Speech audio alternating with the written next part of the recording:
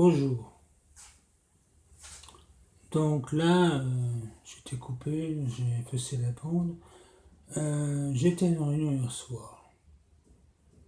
La réunion concernait les nouveaux aménagements qu'il va y avoir dans la ville de Vendeuvre. Notamment les plans les nouveaux plans qui vont se faire, les travaux, tout ça, entre 2014 et 2020. Donc, moi, j'étais le rapporteur de mon groupe, au niveau de la santé. Alors, on a parlé de plein de choses, de, de, de travaux, on a parlé de plein de choses. Et moi, j'étais au groupe santé. C'est surtout ça que j'ai travaillé, sur la santé, et notamment sur l'accessibilité. L'accessibilité et tout ce qui est autour. Donc, déjà, l'accessibilité, ça passe par les domaines de la prévention. La prévention, c'est souvent le domaine de la sécu. La sécu, qu'est-ce que c'est que la sécu? Déjà, pourquoi on paye le 1 euro en plus à la sécu? On dit qu'on rend fou les caisses de l'État. On rend fou les caisses de la sécu. Oui, on les rend fous. Ça, pour être fou, ils sont flous. Ouais. Ils sont complètement flous. Mais, qu'est-ce qu'on fait pour les handicapés? Les handicapés, c'est une personne. Qu'est-ce qu'on a handicapé? C'est une personne à mobilité réduite. C'est une personne qui a un problème de santé qui fait que il ne peut pas faire les choses comme tout le monde dans la vie courante. Il a du mal à accomplir certaines tâches de la vie courante. Donc il a un handicapé, il a une carte d'invalidité. Alors imaginez une personne en fauteuil roulant. Vous êtes en fauteuil roulant, vous êtes handicapé. Vous voulez entrer dans un bâtiment. Il y a un escalier, pas de rampe. Faites quoi? Montez pas. Montez pas, vous restez en bas, prenez votre portable, vous appelez la personne en question, je peux pas rentrer chez toi. Tu peux pas monter. Ah non, j'ai mal au dos, j'ai une courage, une sciatique. Elle ne peut pas vous monter, vous rentrez chez vous, vous avez prévu le Jeep. Le Jeep c'est un ingénieur, vous attendez une heure sous la flotte. C'est bien, mais pas accessible. Maintenant, vous êtes devant, il y a une rampe. Montez la rampe, tranquille. La butte à 8ème, pas de problème, il y a l'ascenseur. Vous appelez l'ascenseur. Appuyez sur le bouton, l'ascenseur c'est pas. L'ascenseur descend. Ding. Vous voulez rentrer dedans, vous rentrez, les pieds passent, les roues passent, les ferrailles elles passent pas. C'est la ferraille où on tourne les roues avec. Elle passe pas. Vous avez le droit de vous pousser en fauteuil roulant, mais surtout pas, quand on vous pousse, mais surtout pas de vous pousser. C'est pas l'ascenseur. Donc vous vous reculez, vous imaginez qu'en arrière ça passera mieux, vous essayez en arrière, ça passe pas mieux. Au pire, vous vous cassez la gueule, et l'ascenseur ça ferme sur votre tête. Alors là, c'est encore le pire de ce que le scénario qui pourrait arriver. Alors vous téléphonez à votre copine. Oh bah là, l'ascenseur ne passe pas, tu veux me chercher? Non, j'ai la crampe, et puis en plus, vitamine T, je te monte pas là-haut. Bon, vous partez chez vous, le Jeep c'est dans une heure, vous attendez une heure sous la flotte. Bon. Maintenant, l'autre scénario encore. Il y a des scénarios. Vous rentrez dans le bâtiment. Vous appuyez sur le bouton de l'ascenseur s'ouvre, vous rentrez dans l'ascenseur se ferme. Il monte de 10 cm, il reste bloqué. Panne. Ça arrive aussi. Il faut appeler les pompiers. Admettons qu'ils sont même ouverts, ils se montent de 1 mètre, on va dire. Il faut appeler les pompiers. Vous en avez pour 1h30 pour attendre les pompiers ou l'autiste, la société qui s'occupe des trucs, arrive vous ouvre. Vous êtes à dessortir un fauteuil roulant électrique, parce qu'il faut un électrique, depuis 1 mètre à 1,50 m de hauteur dans un ascenseur, ben, je vous en souhaite un. Il faut qu'il redescende doucement. Vous savez que moi j'étais bloqué dans un trottoir suisse. Dans un trottoir suisse. 2 heures je suis resté bloqué dans le trottoir. C'était un trottoir. En fait, c'est un monte-charge au niveau du trottoir à Genève. Il était au niveau de la route, puis il descendait au niveau du lac, parce que le lac est plus bas que la route. descendez au niveau du lac. Alors, pour descendre, c'était un peu le bateau, une sirène qui gicle de la flotte au milieu du lac des éléments. Bienvenue, on reprend le mont de charge et monte de 20 cm de bloc. Planté. Envoyez les jambes, déjà une certaine jeune femme qui possédait une petite chupette en dessous, ça c'est très intéressant. Mais ça c'est un blanc de poisson, on peut rester comme bloqué 2 heures là-dedans. À 2 heures, même avoir le cul du ça a des limites, on s'enlace. Ben ce soir c'est pareil, on dit maintenant. C'est moi, il n'y a pas les jeunes filles. Maintenant, autre cas de figure. Il y en a un. Vous habitez au 8e étage, vous êtes handicapé. Vous êtes rentré chez vous la veille. Vous avez prévu toute une liste de courses à faire le lendemain. Vous êtes téléphoné au Jeep. Le Jeep vient vous chercher à 8h. 8h, il est là. Vous voyez en bas. Sortez de chez vous, fermez la clé, vous êtes prêt à prendre l'ascenseur, tout est en panne. Descendez pas. Alors, téléphone au Jeep. Le Jeep est inaccessible. On ne peut pas l'appeler au téléphone. Vous faites tout par la fenêtre. Le Jeep. Je suis bloqué. De toute façon, il n'entendra pas, puis au bout de 10 minutes, ça s'en va. Pas de course, j'ai rien à manger. Hein. Autre cas de figure. Vous êtes en hiver. Vous arrivez chez la copine. Souvent, entre handicapés, vous connaissez. Vous voulez prendre la rampe, la femme de ménage vient sur le ménage. Elle a jeté son eau de lavage dans la rampe. T'arrives, hein, la femme de ménage, ils sont pas tous forcément très très futés. Hein. Ils sont bêtes, ils sont pas bêtes, mais ils sont pas toujours futés. Ils s'imaginent bien faire, et puis ouais, ça va dégeler la rampe, l'eau chaude, donc ça gèle dessus quand même. Là, vous prenez avec votre fauteuil, vous montez la rampe, vous cassez la gueule. C'est gelé. Et les soignés, c'est pas mieux. Hein. Non, parce que la femme de ménage, des fois, elle met du sel. Elle en met du sel, mais elle jette son eau dessus. Donc voilà, l'accessibilité, c'est un gros problème. Vous sortez, vous descendez un trottoir. Il y a un trottoir comme ça. Traversez la route, descendez le trottoir. Le trottoir d'un côté où vous êtes, il descend très bien, il y a une pente. Du carrefour. Prenez celui-là en face. Bon, le problème, c'est qu'il n'y a pas de carrefour en face. Vous voulez monter sur le trottoir d'en face. Pour être sur le trottoir, de façon à pouvoir suivre votre chemin. Le trottoir, il fait 10 cm, 15 cm d'eau. Comment vous faites? On dit que toute histoire, on va pas dire que toute l'histoire doit être au niveau de la route.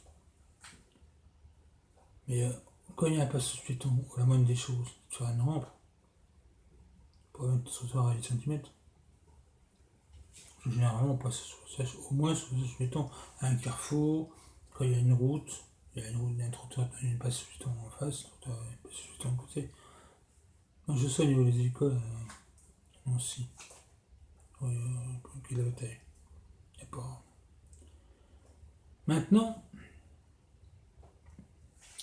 les passerelles au-dessus des voies ferrées, c'est bien. Et les escaliers partout. Ils font comment les fauteuils inversés en fauteuil roulant pour aller de l'autre côté de la passerelle? Parce que j'ai vu quelqu'un, moi, qui habitait à côté, qui habitait Nancy, qui habitait un patelin, et l'école de sa fille de l'autre côté de la voie ferrée. Il fallait prendre la passerelle pour amener les gosses à l'école.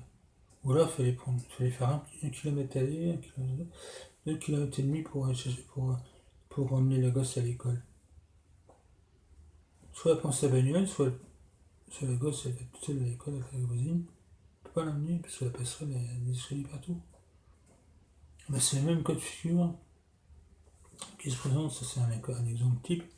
C'est le même cas de figure qui pourrait se présenter lorsque vous avez un gosse qui est dans un bâtiment avec des escaliers au niveau des écoles.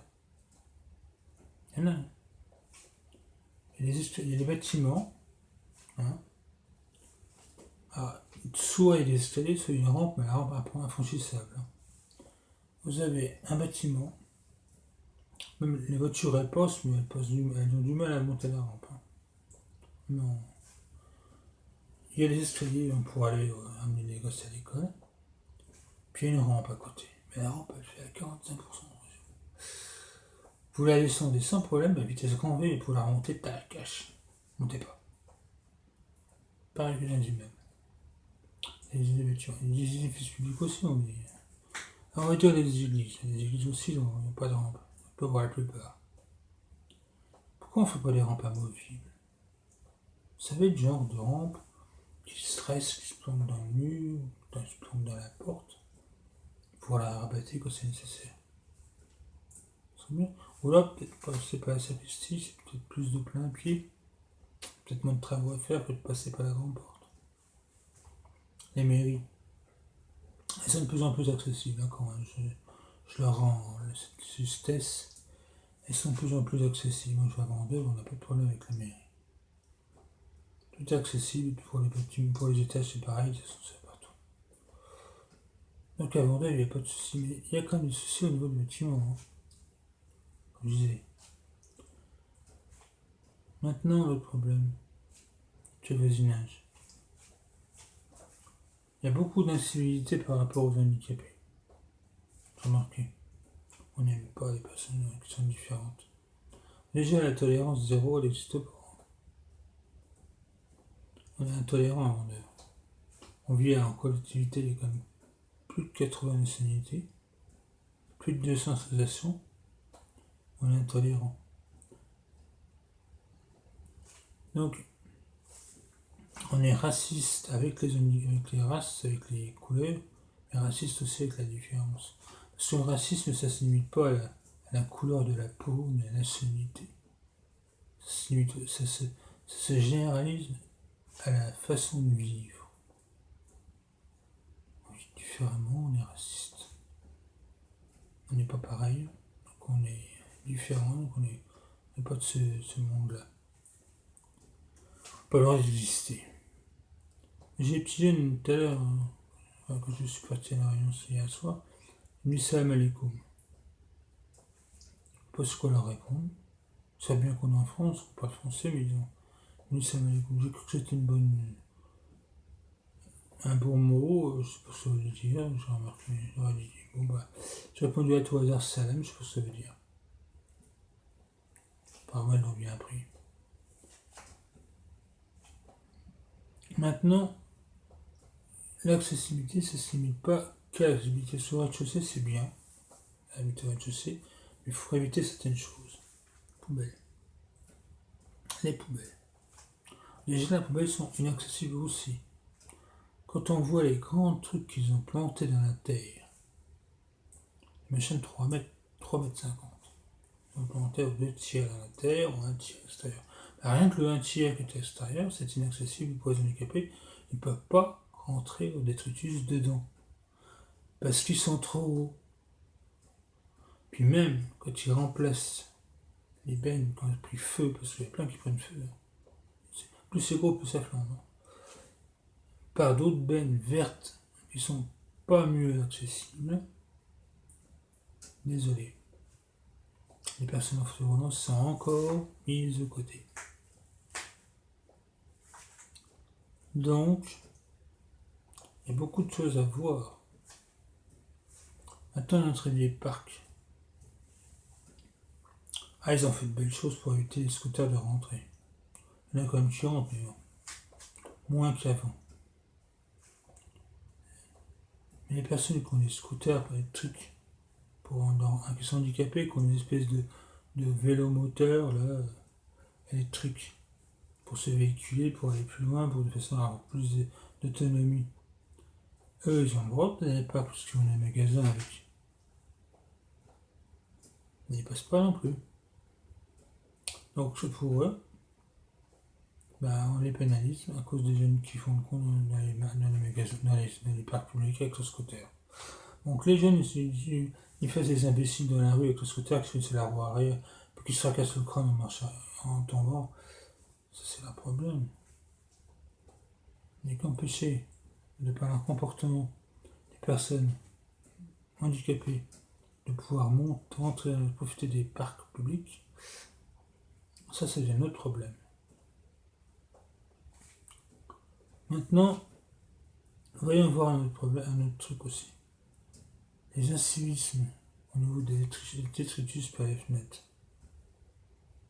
Bon, nous on est entouré, bon, machin, Vendeste, on a quand même fait des beaux aménagements, on n'est pas à dire. Au niveau de l'extérieur, on a aménagé les choses correctement. C'est joli.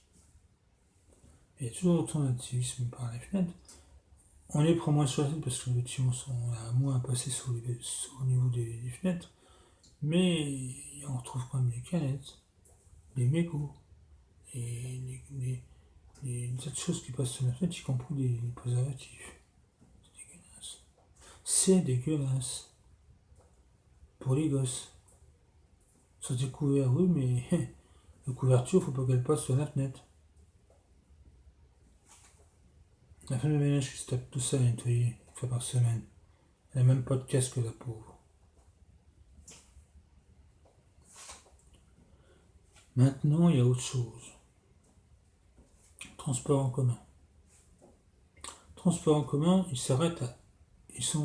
Maintenant, ils font plus en plus de trottoirs au niveau des arrêts. Ils font 20 cm de haut, 25 cm, pour que le bus se stationne à proximité et que ça permette l'accessibilité des gens, en fait, roulant ou les personnes en poussette, de descendre du bus de plein pied.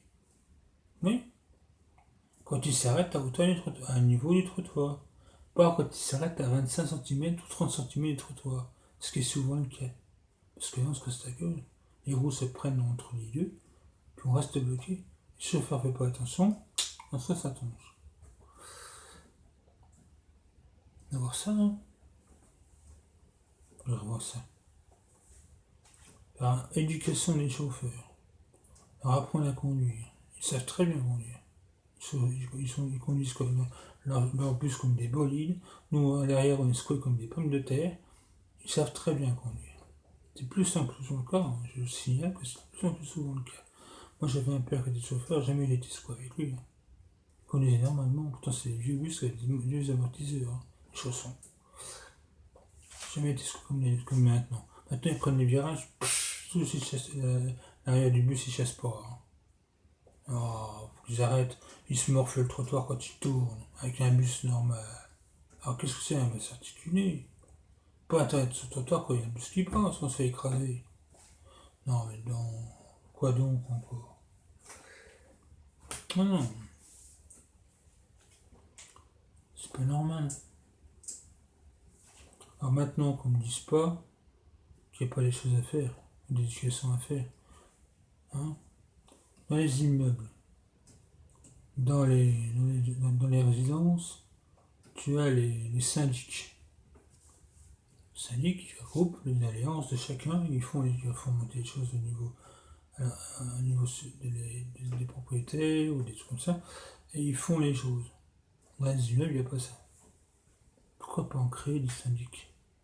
Pour qu'il y ait une personne, ce ne sera pas forcément une personne qui sera là tout le temps, hein. On peut être désigné pour un an et puis retourner. Une personne qui regroupe les doléances de chacun, qui les fait remonter au niveau de l'association, au niveau du truc d'HLM, de façon à ce que ça soit résolu. Pas vrai? Ça serait très bien.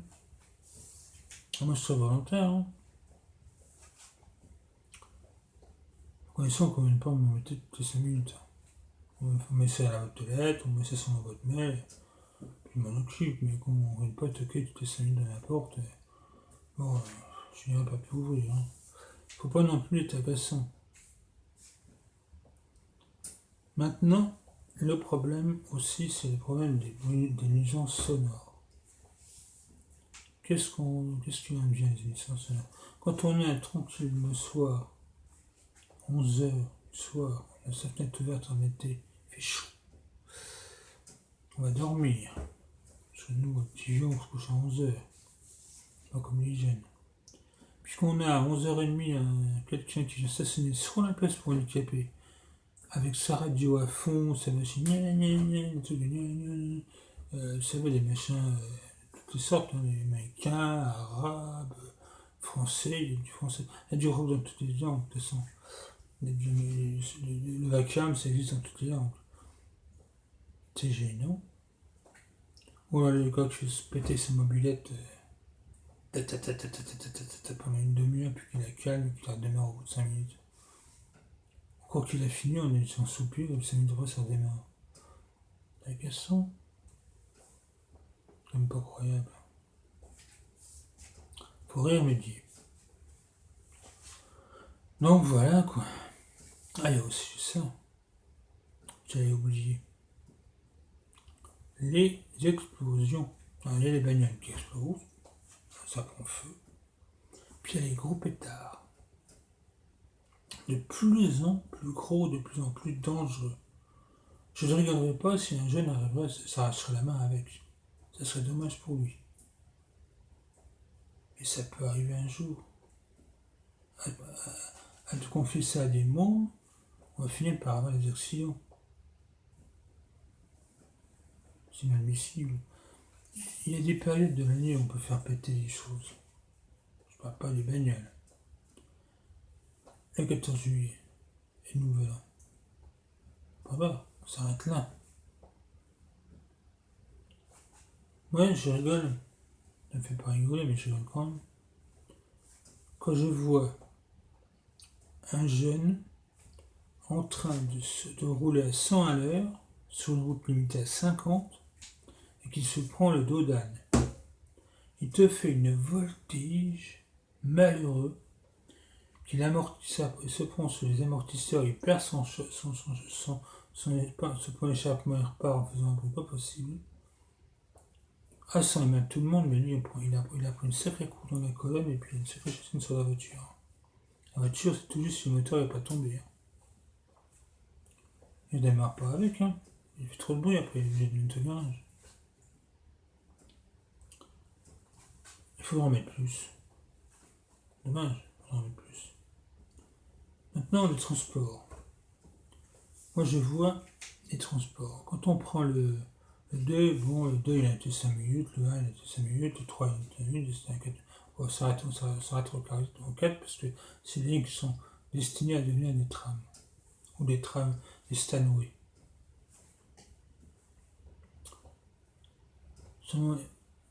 Est-ce que c'est normal que sur les autres lignes, quand il y a un bus toutes les 40 minutes, on a 1 minute de retard à l'arrêt, parce que les horaires sont affichés sur les arrêts de bus. Bon. Pourquoi est-ce qu'il y a des bus qui sont 10 minutes en avance, qu'on les rate, puis que le suivant est en retard, des fois, qu'on rate son bus, on attend 40 minutes, voire 1 heure pour aller au suivant, c'est un samedi ou un dimanche. Pourquoi? Puis qu'il y en a qui sont en retard, qu'on leur dit rien. Il faudrait respecter les horaires. Hein. On n'est quand même pas à la SNCF, mais on est quand même là pour mettre si on met des horaires à l'arrêt de bus, pour les respecter. Il y a des personnes qui ne peuvent pas être là avant. Ils voient les horaires, ils s'arrangent pour être là à l'arrêt à l'heure, effectivement calculer une minute de décalage, de marge. Mais je crois que c'est. Des moments, c'est pas 1 minute, c'est 10 minutes qu'il faut calculer. Ou alors, quand on fait les horaires, on les change pas au bout de 6 mois, ou 2 mois, des fois. Moi, j'ai mes horaires pour le mois. Une semaine, ils sont changés. Sans prévenir, ils préviennent pas. Changer les horaires, on sait pas on n'a rien du tout. Même pour la grève, si on prend pas le bus, on sait pas qu'il y a la grève. Il y a une grève, non. On savait pas que. J'ai su par mail, parce que je suis inscrit, machin, on ne sait pas. Il y a de la désinformation ou de l'information qui ne circule pas. D'où l'intérêt dans les immeubles de créer des syndics, de collègues de locataires qui font circuler l'information. On connaît la personne, on sait que c'est l'information, il faut la lire. Alors que si ça vient d'une personne neutre ou une personne anonyme, on ne la lit pas. Donc moi, ce que je reçois de Saint-Denis, je ne lis pas. Par contre, ce que je reçois de M. Albo, je lis. Voilà. Normal, j'ai fait un choix. Il y a des choses que je lis, des choses que je ne lis pas. Dans les appartements, les immeubles, on fait un choix. On a eu un syndic, on va lire ce que le syndic donne, mais pas forcément les autres trucs. Donc voilà quoi. Voilà. Ben, c'est tout ce que j'avais à dire. Alors maintenant, vous en faites ce que vous voulez. Moi, je pense que j'étais de bonne foi.